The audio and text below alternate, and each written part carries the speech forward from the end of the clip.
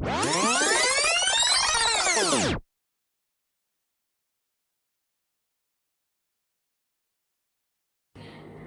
guys! Welcome back to Aling Teens channel again! So now guys, let's cook a shrimp!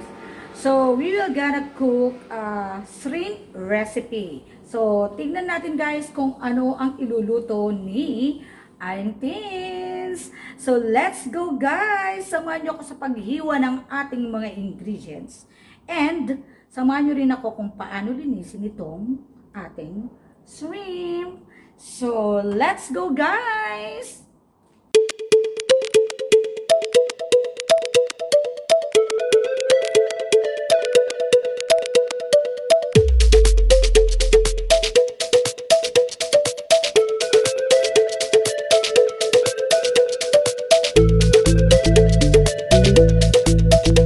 Ayan guys, nililinis ko na ang ating shrimp.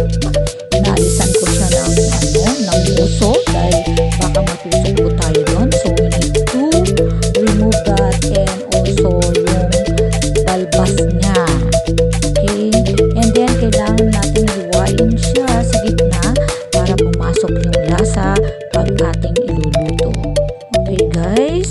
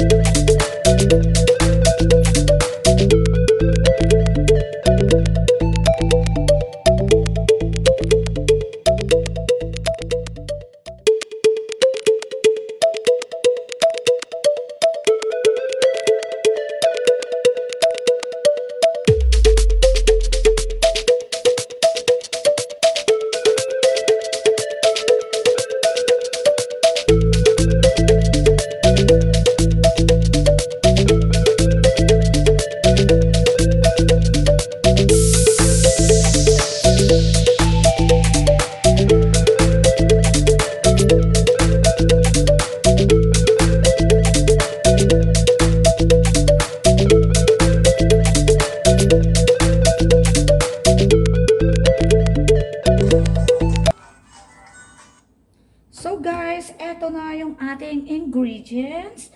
So we have of course the prawn and we have the onions and the garlic and the ginger. And of course, hindi ko nakakalimutan ang nor cubes, chicken nor cubes. Pero ilalagay ko lang po dyan is half. And I will put also celery, the butter,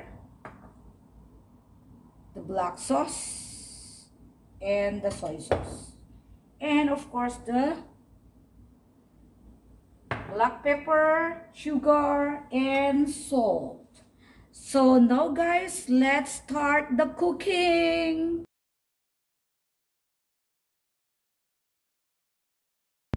So let's start guys. Let's start cooking. So first we need to heat the pan. So let's wait until the pan is hot. Then we will put the 15 grams of butter. Let's wait until the butter is melted. And nagdadagdag din po ako ng 2 tablespoons of cooking oil. Why I need to do this? Because I don't want the butter to be burned. Kaya naglalagay ako ng konting cooking oil. Okay.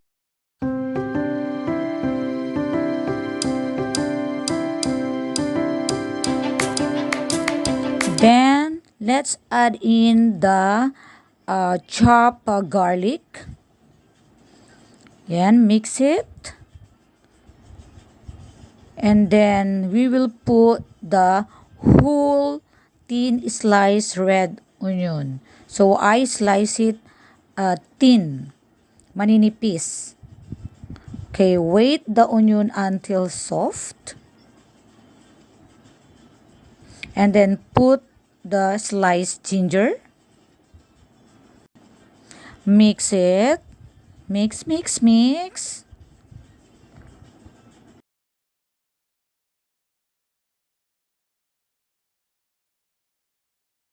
And then, let's put the celery leaves. Actually, mas maganda pag ang ilalagay nyo is curry leaves. But it depends on you. But as of now, because I don't have curry leaves in my fridge, so I just put the celery leaves para pampabango.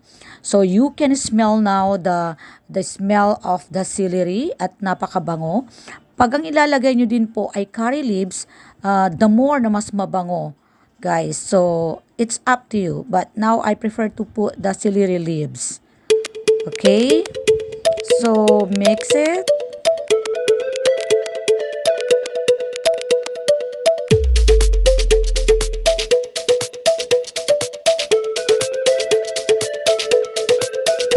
And now guys, let's put the 250 grams of brown tiger. So ayan guys, haluin natin. But we need to mix slowly para hindi madurog po ang ating prawn. Ayan guys, as you can see, the prawn is already turned into red. And now I will add the half of the chicken broth cubes and mix it. And then we will add the black sauce. Ayan guys. Malapit nang maluto ang ating black pepper shrimp. And guys, mix it. Slowly mix.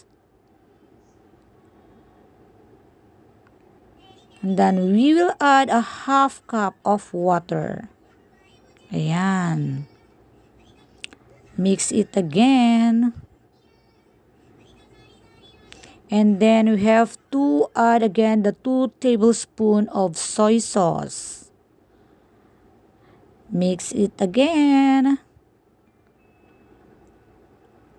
Alright guys, so we will cook this for 2 or 3 minutes.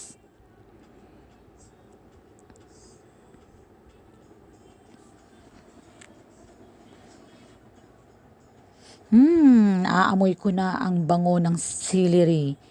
Ang bango guys.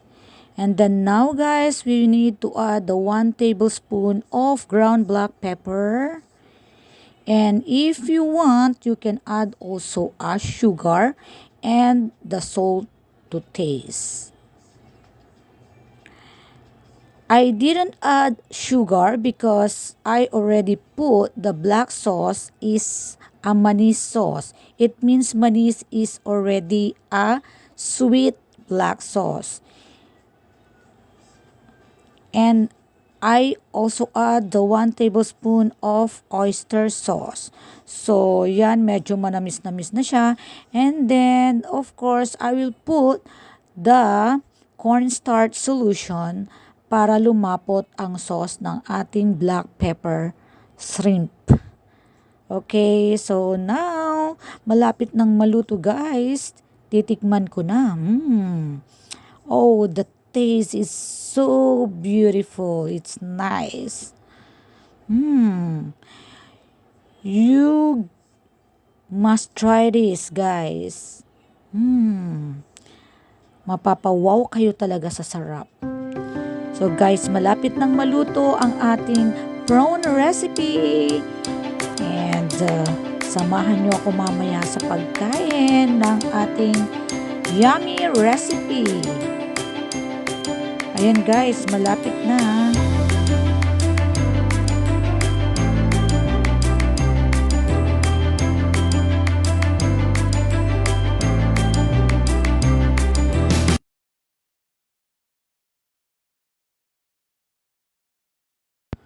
Yay! It's done, guys.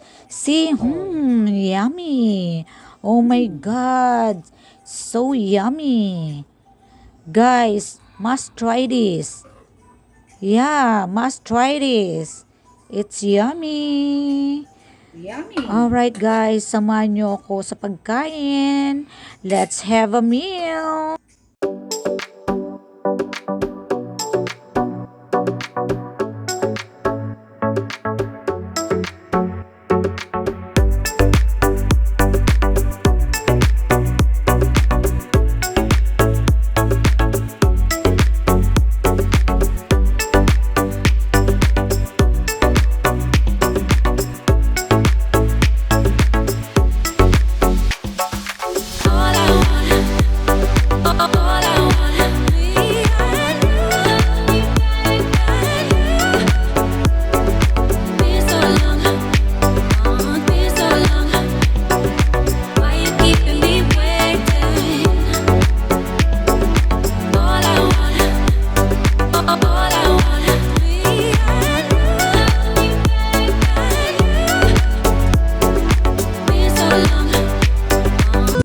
Let's guys eat. Let's have a meal. So this is my prawn. So So Kamayan Blues mukbang. So So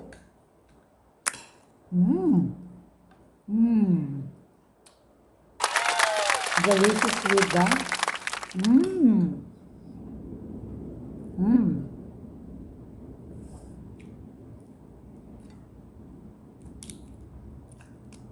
So guys, thank you for watching. Let's eat the prawns.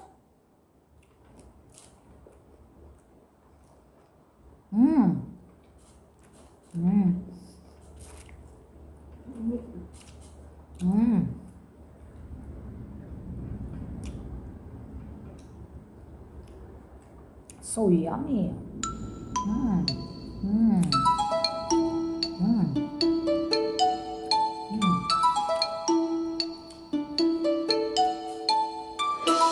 So guys, kakain muna kami.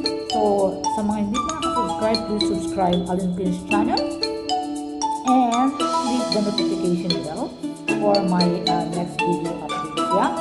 So bye bye guys. Bye for now.